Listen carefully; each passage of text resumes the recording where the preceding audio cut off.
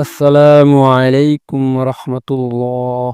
প্রিয় ভাই ও বোনেরা, যদি আমি আপনাকে বলি আপনি এমন একটি আমল করতে পারেন যা আপনার জীবন বদলে দিবে, আর হয়তো আপনাকে সেই সৌভাগ্য এনে দিবে যে সৌভাগ্য মানুষ জীবনে একবার পেলেই চিরসুখী হয়ে যায়।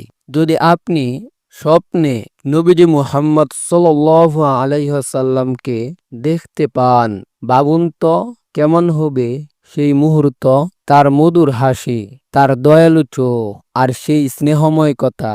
কিন্তু প্রশ্ন হচ্ছে, আমরা কিভাবে এই সৌভাগ্য পাব? রাসূল সাল্লাল্লাহু আলাইহি ওয়াসাল্লাম বলেছেন, যে ব্যক্তি আমাকে স্বপ্নে দেখবে সে সত্যি আমাকে দেখেছে, কারণ শয়তান আমার রূপ ধারণ করতে পারে না। তাই এই স্বপ্ন পাওয়ার জন্য আপনার হৃদয়কে হতে হবে পবিত্র, জিহ্বা হতে হবে জিকিরে মশগুল, আর রাতে হতে হবে ইবাদতে মকবুল। আমলটি হচ্ছে: ১. প্রতিদিন বেশি বেশি দুরূদ শরীফ পড়ুন, দিনে অন্তত ১০০ বার। ২. ঘুমানোর আগে ওযু করুন। ৩.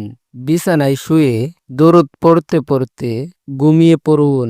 এই আমল নিয়মিত করলে ইনশাআল্লাহ আপনার হৃদয় নূরে ভরে যাবে, আর যখন আল্লাহ তাআলা চাইবেন নবীজি সাল্লাল্লাহু আলাইহি ওয়াসাল্লাম আপনার স্বপ্নে আসবেন। তো বন্ধু, এই ভিডিওটি শুধু শোনার জন্য নয়, জীবন বদলে দেওয়ার জন্য।